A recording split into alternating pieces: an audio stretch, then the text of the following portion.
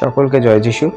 আমরা যেন সবসময় আমাদের লাইফের সমস্যা, আমাদের লাইফের প্রবলেমকে নিয়ে মেতে না থাকি।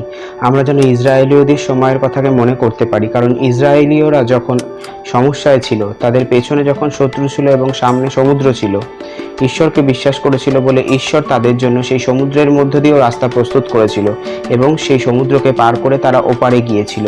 ঠিক আমাদের লাইফে যখন সমস্যা আছে, যখন সমাধান আমরা খুঁজে পাচ্ছি না, সেই সময়েও যেন আমরা আমাদের সদাপ্রভুতে বিশ্বাস করতে পারি, কারণ আমাদের প্রভু যীশু খ্রিস্ট সেই সময়ের ঈশ্বর।